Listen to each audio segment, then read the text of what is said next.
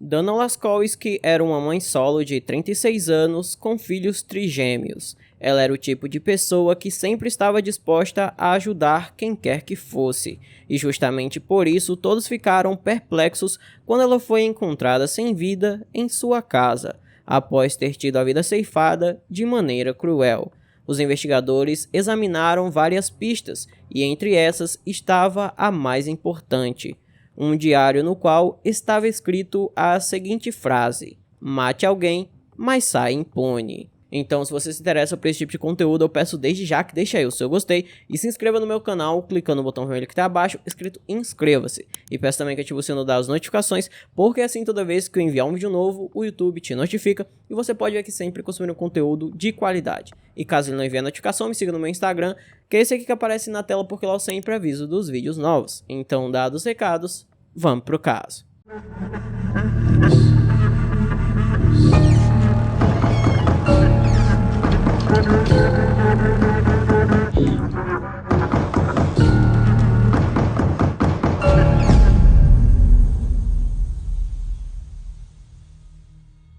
Dana Laskowski nasceu no ano de 1965 e cresceu em Puyallup, que fica em Washington, nos Estados Unidos.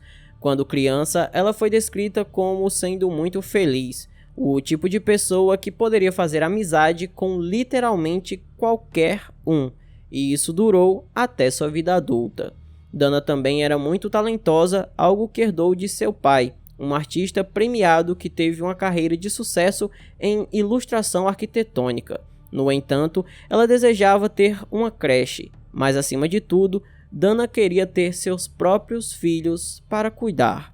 Então, em 1989, ela conheceu Sam, e os dois rapidamente se apaixonaram, se casaram e começaram a tentar constituir sua família. Infelizmente, por motivos de saúde, Dana não conseguia engravidar e o casal passaria anos tentando, com a ajuda de tratamentos de fertilidade, até que finalmente deu certo.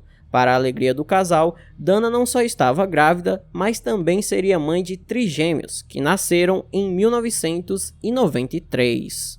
Mesmo felizes por serem pais, 3 filhos de uma vez é algo muito difícil de lidar. E o casal acabou tendo seu relacionamento desgastado, e após 11 anos juntos, eles resolveram se divorciar. A Dana então se mudou para uma casa que ficava a 3 horas de distância da casa do Sam, e os trigêmeos foram morar com ela. Diferente do que se possa imaginar, a Dana adorou essa fase de sua vida, pois ela ainda era jovem, bonita e independente como nunca havia sido antes. Já que tinha que cuidar dos 3 filhos, ela decidiu que aquela era a hora de realizar seu sonho, de ter a sua própria creche, e então ela abriu seu próprio negócio.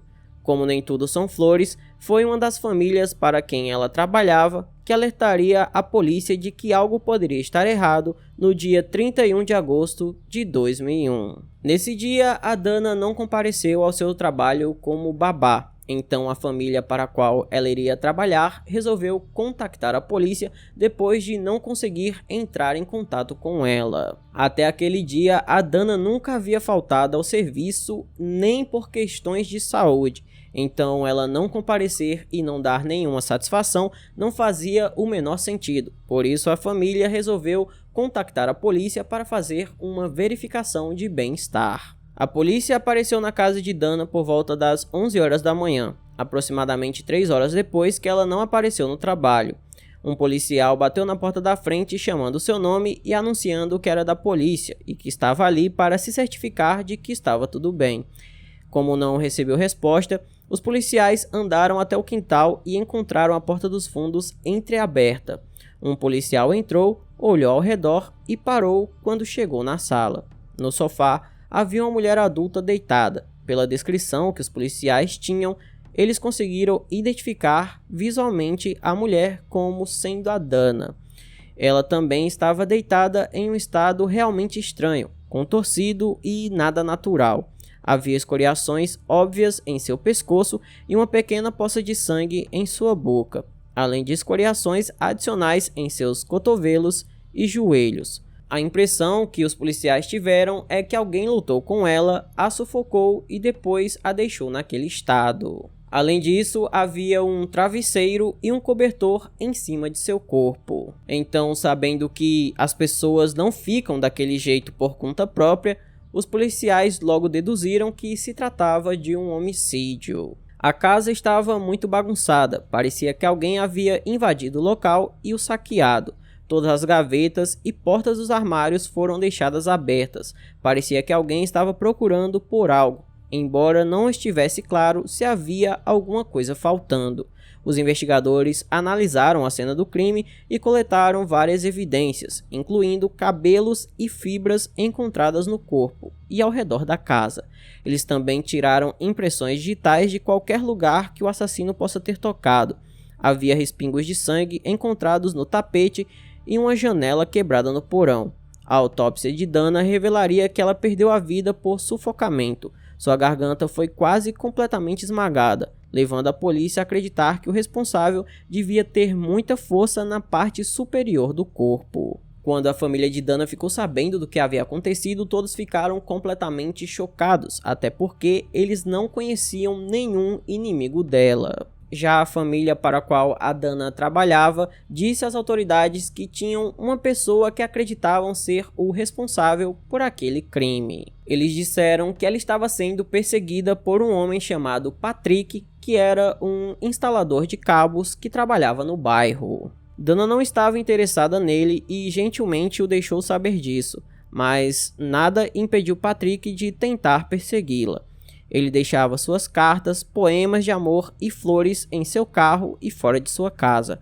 Seus empregadores estavam cientes de uma nota muito assustadora que Patrick havia entregado a Dana recentemente, que dizia que ele estava observando.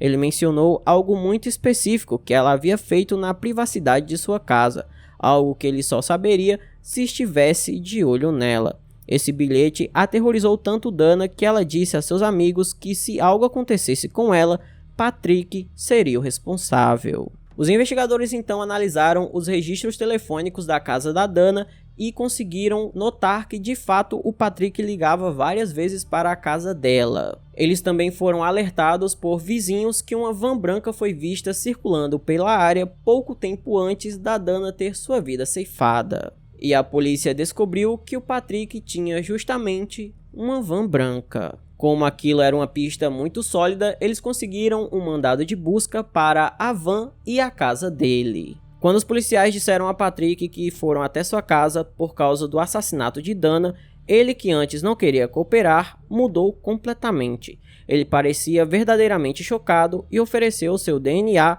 impressões digitais e uma amostra de cabelo, além de responder as perguntas do investigador. Patrick admitiu ter um interesse romântico por Dana, mas alegou que tinha um álibi. Ele foi trabalhar, saiu com seus amigos e depois foi para casa dormir. E por incrível que pareça, a polícia conseguiu confirmar seu álibi, e não foi encontrado nada nas buscas que o ligasse ao caso de Dana. Com o Patrick fora da jogada, a próxima pessoa de interesse da polícia foi o ex-marido de Dana, o Sam. Felizmente, na época do caso, os trigêmeos estavam com ele, então as crianças estavam seguras e não haviam testemunhado a morte de sua mãe. Ainda assim, a polícia tinha que falar com o Sam e não conseguiam entrar em contato com ele. Inicialmente, acreditava-se que Sam estava fugindo, o que o tornava o suspeito número 1. Porém, quando ele apareceu, disse que passou o fim de semana fora com os filhos, em um acampamento. Ele não tinha sinal de celular, então só quando voltaram para casa que viu as mensagens e telefonemas sobre o que aconteceu com sua ex-mulher. Ele foi chamado à delegacia para interrogatório e, segundo os detetives, parecia muito chateado com a morte de Dana, sendo cooperativo e respondendo a todas as perguntas. Sam negou ter qualquer envolvimento na morte de Dana e revelou que eles tinham uma relação amigável. Acreditava-se que a Dana teve sua vida ceifada em qualquer momento entre a meia-noite e 7 horas da manhã do dia 31 de agosto. E de acordo com Sam, na noite anterior ao caso, ele havia saído para abastecer seu veículo para a viagem e tinha um recibo que comprovava isso. Ele disse então que após abastecer o veículo, ficou em casa pelo resto da noite e saiu logo cedo pela manhã junto com seus filhos para o acampamento. No entanto, por mais que tivesse um álibi, ele não era sólido, pois ele poderia muito bem ter deixado seus filhos dormindo em casa, ter ceifado a vida da Dana e voltado sem que as crianças percebessem. Enquanto Sam dava os detalhes de seu álibi, os investigadores notaram que ele tinha escoriações nos joelhos. Quando perguntaram sobre isso, ele disse que eram de jogar beisebol, nada mais. Os policiais não tinham tanta certeza e pensaram que Sam poderia ter ficado com raiva, já que Dana o deixou e se mudou para longe com os filhos. Talvez ele tenha ido à casa dela para falar sobre a custódia e eles tenham acabado discutindo e ele ceifou sua vida. Sam negou ter cometido o crime, então a polícia pediu que ele fornecesse uma amostra de DNA, impressões digitais e uma amostra de cabelo. Ele estava relutante em fazê-lo e parecia irritado com a ideia de ser um suspeito, mas acabou sendo inocentado por não ter seu DNA na cena do crime. Depois disso, os investigadores descobriram que a Dana tinha um namorado de longa data que morava em Vancouver, no Canadá. O nome dele era Michael e os dois se conheceram quando a Dana estava visitando um amigo dela. Eles estavam tentando manter um relacionamento à distância, mas tudo estava sendo muito complicado. Segundo as pessoas que conheciam o casal, a Dana reclamava muito pelo fato do Michael gostar de sempre ir a todas as festas possíveis, enquanto ela tinha responsabilidades, já que era mãe. Ele só queria aproveitar a vida. Eles brigavam constantemente por causa disso e se separavam o tempo todo. Durante uma dessas separações, Dana acabou tendo um caso de uma noite com um homem local. A polícia achou que isso poderia ser um motivo suficiente para o crime, então eles foram ao Canadá para falar com Michael. Mais uma vez, Michael parecia estar arrasado com o que aconteceu. Ele ficou muito emocionado ao falar dela, chamando-a de amor de sua vida. Os investigadores perguntaram sobre o suposto caso de uma noite que Dana teve e se isso o deixou com raiva.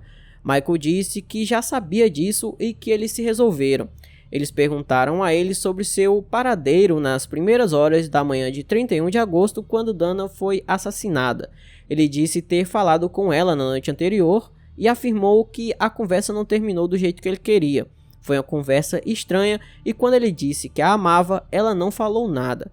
Depois que desligaram o telefone, ele começou a ficar incomodado e decidiu ir até a casa dela. Infelizmente, Michael não conseguiu chegar até lá porque foi rejeitado na fronteira dos Estados Unidos. Ele tinha um problema legal não resolvido, então os agentes de fronteira não permitiram que ele entrasse no país naquela noite. A polícia conseguiu confirmar aquela informação rapidamente com os agentes da fronteira, então Michael também tinha um álibi muito sólido. Ou seja, todas as pessoas que foram investigadas até o momento tinham álibis e nenhuma delas poderia ser o responsável pelo crime, e isso deixava a polícia em um beco sem saída. Os investigadores ficaram frustrados, pois todas as pessoas que eles investigavam eram descartadas. Eles então resolveram observar mais de perto outras pessoas na vida de Dana, amigos e familiares que poderiam ter comparecido ao seu funeral. Enquanto folheavam as páginas do livro de presença do funeral, uma entrada em particular chamou sua atenção. A sobrinha de 17 anos de Dana, Amanda, dizia o seguinte: "Sinto muito por não ter sido uma sobrinha melhor para você. 34 dias limpo e sóbrio.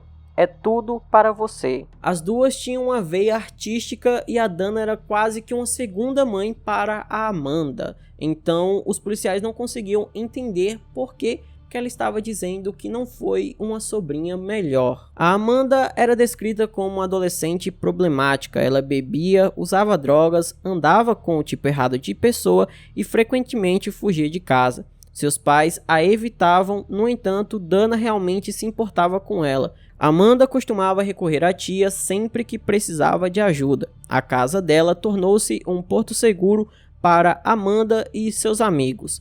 O grupo com quem ela andava era rude, mas Dana tinha uma política de portas abertas.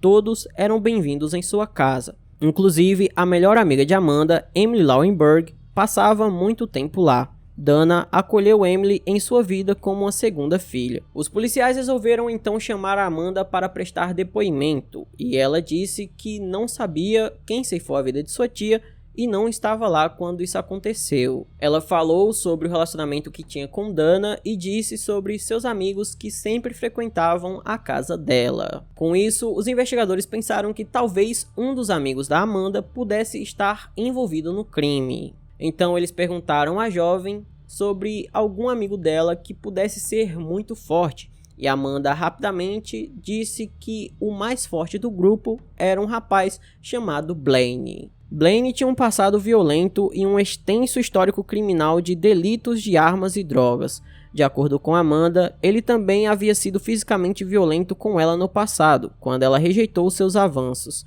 Ela também afirmou ter o visto na manhã em que o corpo de sua tia foi descoberto. Blaine estava morando em outro estado, então a polícia teve muita dificuldade em rastreá-lo para uma entrevista ou tentar conseguir seu DNA. Quando conseguiram falar com um amigo dele para perguntar onde ele estava, esse amigo disse à polícia que a pessoa que eles deveriam procurar era, na verdade, a Emily. Segundo ele, foi ela quem ceifou a vida de Dana. Essa declaração caiu como uma bomba, já que a Dana considerava tanto a Emily quanto a Amanda como suas filhas. Inclusive, foi revelado que o apelido da Emily era Mutante, justamente pelo fato dela ter muita força nos braços. Ela era definitivamente forte o suficiente para ceifar a vida da Dana e a deixar nas condições que ela foi encontrada. Quando questionada pela polícia, Emily foi presunçosa, arrogante e confiante demais em sua resposta de que não tinha nada a ver com o que aconteceu com Dana. No entanto, ela evitou qualquer pergunta sobre onde estava na noite do crime, além de não ter álibi e nenhuma explicação. Eles conseguiram, assim, um mandado de busca para a casa dela e encontraram 2 itens notáveis. A primeira era uma camisa preta que pertencia a Dana. Emily a roubou dela e usou em seu funeral, como visto nas fotos. Essa foi uma coisa muito estranha de se fazer e a polícia achou que aquilo era a forma dela de se gabar silenciosamente do que havia feito. A coisa mais importante que encontraram também foi um diário, escrito por ela. Dentro dele, em uma das páginas, eles encontraram uma entrada inusitada: 10 coisas que quero fazer antes de morrer. E um dos itens dizia: mate alguém e saia impune. A Emily poderia só estar brincando quando escreveu aquilo, no entanto, os policiais encontraram uma ameaça direcionada a Amanda. Ela dizia que poderia muito bem ceifar a vida dela a sufocando com as próprias mãos. Isso não chega a ser uma confissão, mas é quase. A promotoria usou os amigos de Emily a seu favor e ameaçou acusar Amanda de conspiração após o fato, a menos que ela começasse a falar o que realmente aconteceu. De acordo com Amanda, ela e Emily estavam drogadas naquela noite. Elas precisavam de mais dinheiro, então foram até a casa de Dana para perguntar se ela poderia lhes emprestar. Elas entraram pela porta dos fundos e foram confrontadas por Dana. Emily foi rude e Dana pediu às 2 garotas que fossem embora e gentilmente tocou no braço de Emily para guiá-la pela porta dos fundos. E foi aí que a garota explodiu. Ela investiu contra Dana, a colocando em uma luta pela vida. Emily pegou um pedaço de tecido e enrolou no pescoço de Dana. Amanda disse que não podia assistir aquilo e, ao invés de ajudar a tia e separar a briga, ela simplesmente virou de costas e fingiu que nada estava acontecendo. Ela ouviu um estalo e depois o silêncio, quando Dana já estava sem vida. As 2 garotas então pegaram o dinheiro e foram embora. E a Amanda, que disse que não podia ver aquela situação, não fez nada para ajudar a tia e foi embora com o dinheiro dela. Ótima sobrinha. E para piorar ainda mais o que já está ruim, graças ao seu depoimento, a Amanda não foi acusada de absolutamente nada e saiu impune dessa situação. No entanto, o depoimento dela serviu para que fosse possível condenar a Emily. Emily iria inicialmente enfrentar o julgamento como adulta, enfrentando acusações de homicídio em 1º grau e 2º grau. No entanto, a promotoria ainda acreditava que teria dificuldade em convencer o júri de que Emily fez isso, devido ao seu tamanho e a força necessária para ceifar a vida de Dana. Em uma reviravolta chocante, eles ofereceram a ela um acordo, onde Emily se declararia culpada de homicídio culposo, o que faria com que ela recebesse uma pena muito mais leve. Emily, que não é besta nem nada, aceitou e foi condenada a cumprir apenas 6 anos e meio de prisão. Ela foi libertada da prisão depois de cumprir sua sentença e após isso se casou, teve filhos e também mudou de nome, tendo uma vida nova, livre e sem nada a dever para a justiça. Então esse foi o vídeo de hoje, espero imensamente que vocês tenham gostado da forma como narro os casos e nunca do que acontece. Eu quero que vocês deixem aí nos comentários a sua opinião sobre essa sentença ridícula e era melhor nem ter condenado, para ser sincero. Para dar 6 anos e meio de prisão para uma pessoa que ceifou a vida da outra covardemente para roubar dinheiro para usar droga, era melhor nem ter condenado. E ainda tem quem diga que só no Brasil que a justiça é falha e é ruim. Tá vendo aí? Aconteceu nos Estados Unidos e foi uma sentença ridícula dessa. Então eu quero que vocês deixem aí suas opiniões nos comentários se você acha que essa sentença foi justa ou ela deveria ter recebido uma pena muito maior, já que ela deixou 3 filhos sem sua mãe, enquanto ela mesma pôde ter seus próprios filhos e construir sua família com um novo nome. Então comentem aí o que vocês acham. Por hoje é só, até a próxima e tchau!